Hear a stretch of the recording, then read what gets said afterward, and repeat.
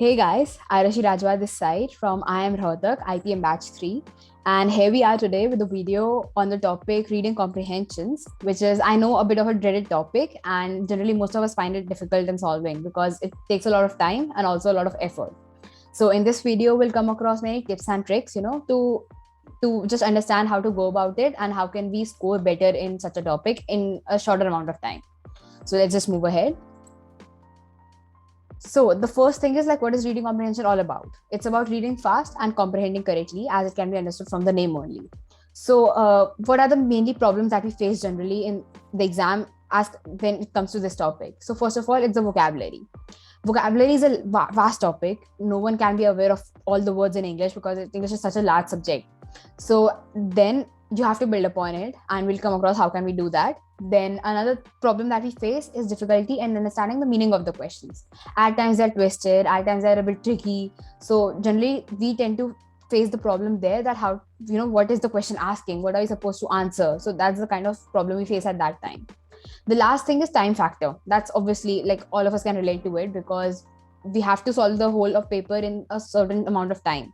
So reading comprehension tends to take a lot of it. It requires a lot of time. So at times we just get scared of it, like it's a very big subtopic and it's such a lengthy passage, and how will be able to do it. But then obviously it's never like it's impossible. If you put in efforts, if you practice, that's clearly doable. So what are the solutions to it? First of all, improve your vocabulary. As I said, there are a lot of ways in which you can start reading books, reading magazines, read newspapers. That can surely help. Then there are videos on YouTube. There are so many websites which can, tell you the vocabulary, words and all, which are really important from exam perspective and generally are seen in the papers. So that can help. Another point is read and solve comprehensions as many as possible. Practice makes a man perfect, that we all know.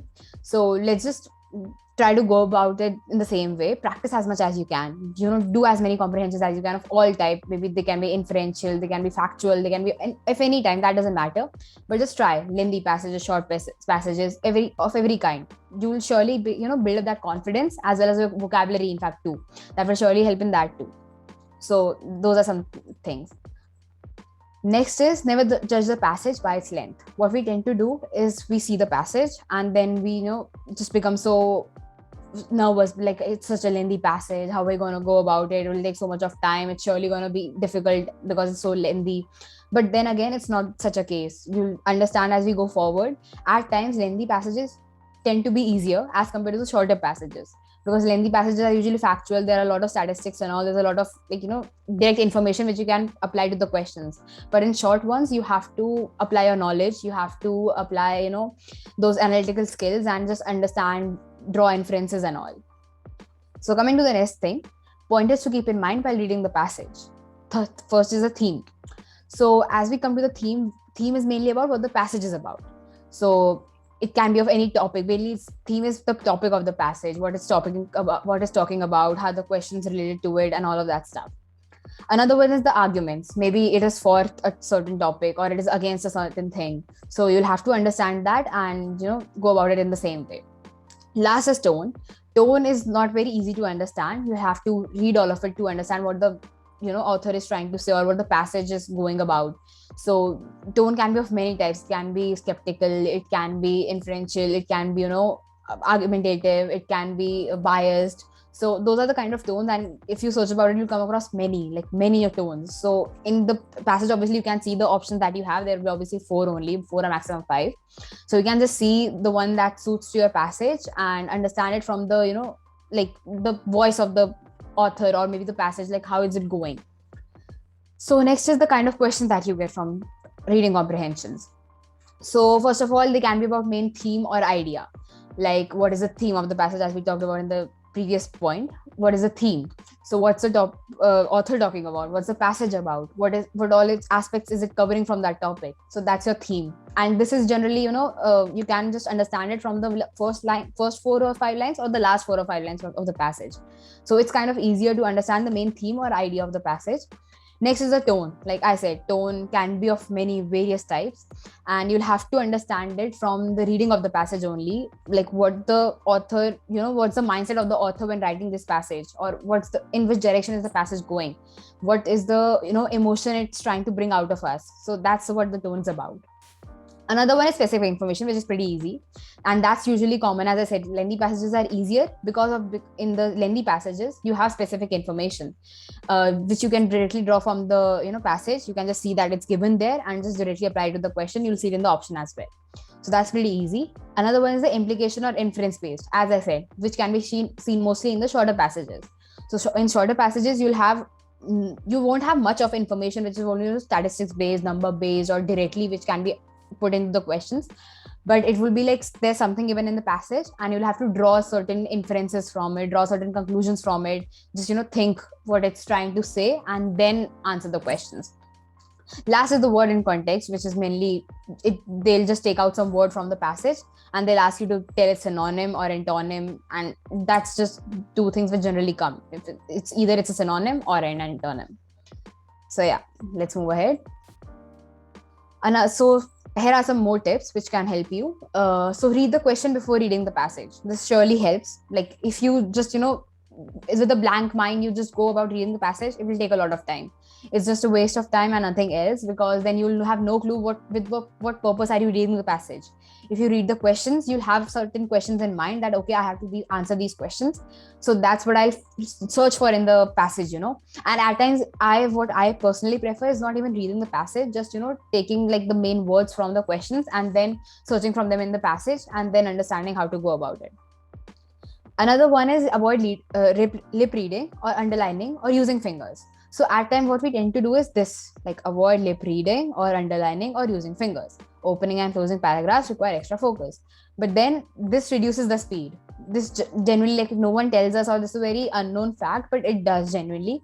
It reduces your speed and it, takes a bit more effort as compared to when just reading it without using anything. So try to, if you are not doing that, then it's really good. If you're not lip reading or underlining or using fingers, but if you are, then it's better. Like you have a lot of time as of now.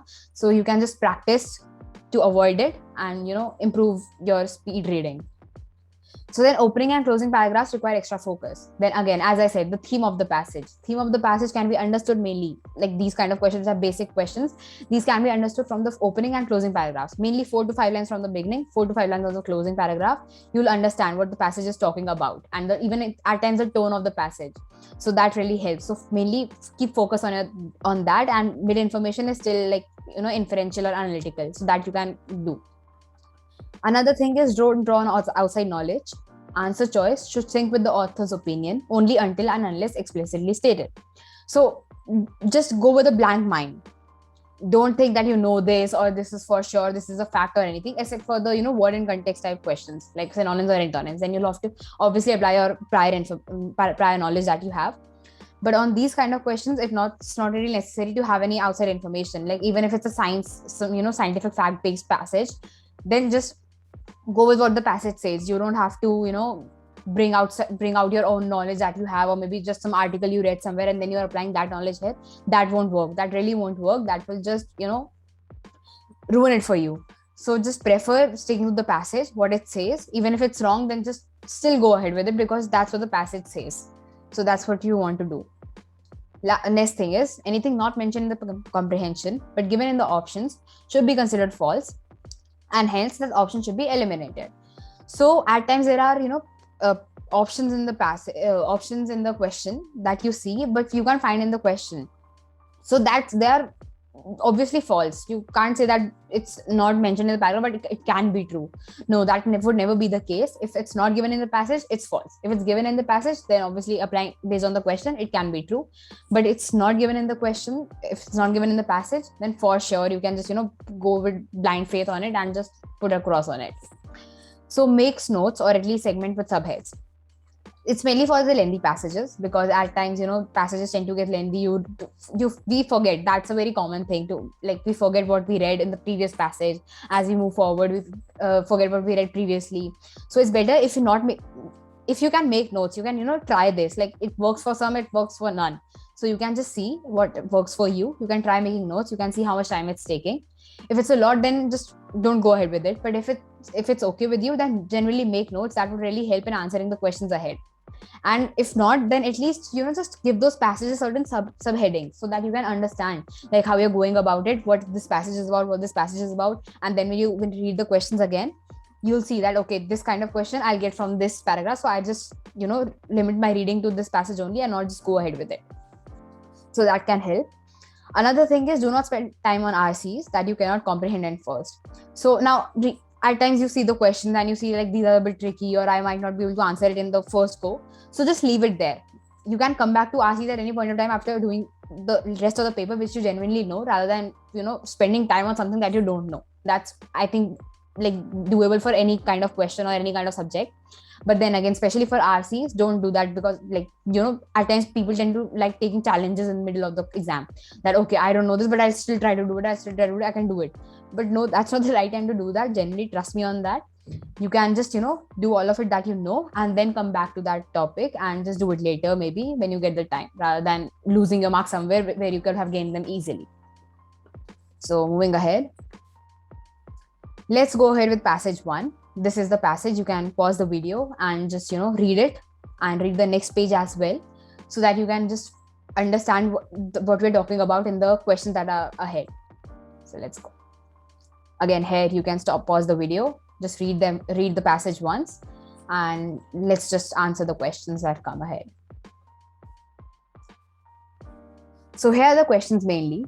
So the first question is, when a dozen men are cast away on an imaginary island, the best educated would look for metals and rocks because metals can be used to make weapons. Such an island probably has an unexploited resources. He may find it beneath him to dig or cut or make shoes. He's suited for such work. So here answers are given. I'm sorry for that. But let's just go ahead with it, because it wasn't possible to, go front and back again and again. So let's just see. Going back after the passage, we can see mainly, like, obviously you'll have to read the passage. First read the questions, see what they're talking about, and then come to the passage, so that you can have a certain aspect in mind what you have to see in the passage. So just reading from the first, the question mainly is, let's just go back to the question again first. When a dozen men are cast away on an imaginary island, the best educated would look for metals in the rocks because. So the best educated would look. So best educated is a word which we can go and find in the passage. So let's just do that. We can go and find the best educated. So if we come here, we can find the best educated. Best educated. C. This is the best educated to look for iron or lead in the rocks and to plan the channels for irrigation of the fields. So now just reading this doesn't give us any idea as to what the question is asking or what we have to answer. So just read this complete sentence. Supposing half a dozen or dozen men were cast ashore on a wreck on an uninhabited island and left to their own resources, one, of course, according to his capacity, would be set to one business and one to another, the strongest to dig and to cut the wood and to build huts. And this is how the passage is going. So now we can see the passage is talking about if like they were cast ashore on a wrecked uninhabited island. So they would do different people would do things according to their own capacity. This is the word which we can highlight here. According to his own capacity, and just helping each other. So this is what passage is talking about. So now coming to the question, because now it's asking the reason that best educated would do such a thing.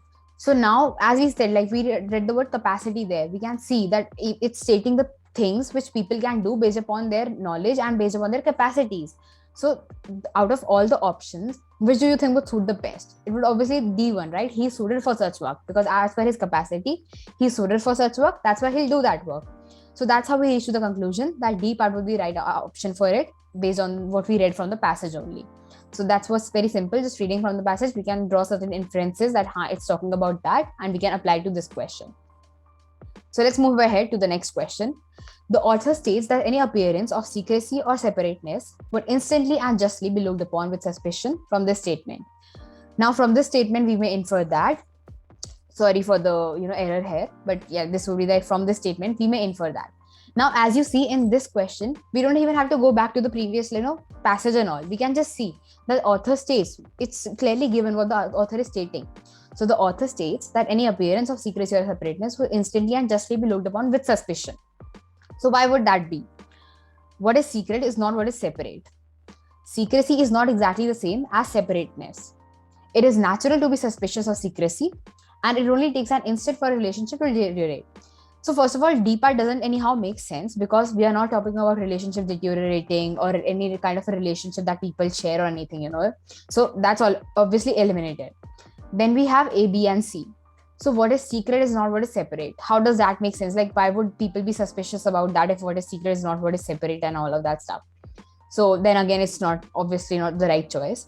Secrecy is not exactly the same as separateness. So what if it's not? Like, how does it help our question and how does it answer the question that we have here? So it's obvious that if it is natural to be suspicious of secrecy, and that's why if any person is acting secretly or in separateness, then it would be instantly and justly be looked upon with suspicion. So again, we didn't even have to go back to the passage. We just read it and we could see that, yeah, we can get the answer from it only. So that's just done. So 2 questions done as of now. Let's move ahead. The instance of the shoemaker who refuses to show his source and asks for more corn and potatoes is an example of. So now, the shoemaker, we are talking about the shoemaker here. So let's go back to the passage, see where it's talking about the shoemaker, and we can find it.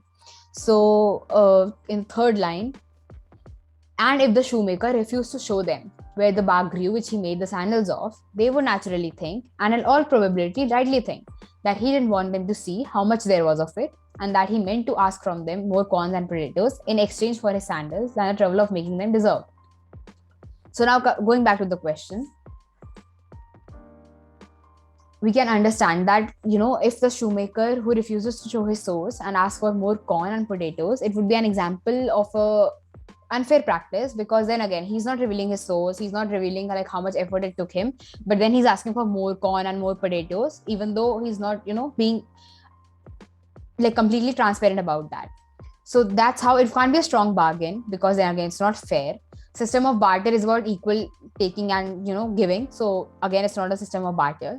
And the intent to make trouble. So why would the shoemaker go with the intent of make trouble? Because that's not something we're talking about. We're talking about just the secrecy that people hold and what impact does it have on others. So again, this is an example of unfair practice, because as we saw, because if he doesn't show his source or if he doesn't reveal how much effort it took him, then others might not feel deserved to pay them this much or give him this much of corn and potatoes. So it's an unfair practice, and it's an example of unfair practice. So again, it's a direct question from the passage, which we could just read from the passage and understand, like, okay, this is what it means. So it's a bit inferential, but then again, it's not that it's completely not given in the passage or something. So the last question from this passage, according to the author, whatever one's work might be, hardships are going to be part of it. One cannot keep complaining. One should expect others to assure of help and advance our labors. One must offer help to others in order to receive help. So let's go back to the passage, where we can see, what the passage is about and whatever one's work might be, like what is the author talking about here. So let's just go to the first slide first of all. And here we can see the 6th line. To plan a channel, but through their labors, they were naturally severed, that small group of shipwrecked men would understand well enough that the speediest progress was to be made by helping each other, not by opposing each other. And they would know that this help could only be properly given so long as they were frank and open in their relationships, and difficulties which each lay under properly explained to the rest. So now, just by doing 4 questions, we have a fairly rough idea of what the passage is all about. It's mainly about if we talk about like hypothetical situation, if some people are, in an uninhabited island, they are left deserted there, and, they have to survive there. So the obvious thing that they would do is just, put up their skills. They'll just, conjoin them and then do what they're best at and help each other so as to survive, collectively. So that's what the passage is talking about. So then again, like if we go back to the question, we can see that it's talking about helping each other, helping each other do their tasks so that all of them can survive and it can just end well. So according to whatever one's work might be, hardships are going to be part of it. There's no talking about hardships in any of the passage, so that we can keep out. One cannot keep complaining. Again, complaining is not anywhere that we're talking about it. So that's also we can exclude. One should expect others to assure of help and advance our labors. So it's talking about like we should expect others to help us. So that's not the right approach, right? We cannot always expect others to help us, but it should be that we must be ready to offer our help to others. That's what how help begins from an individual. So the right thing to do would be the answer would be D part. one must offer help to others in order to receive help. So, it's like a barter system only, we can say, or it's a mutual benefit kind of a thing where one is helping other and the samnewala person is helping you. So that's what the thing is. So I hope you understood the passage. In case you have any doubts, you can, just put them in the comment section.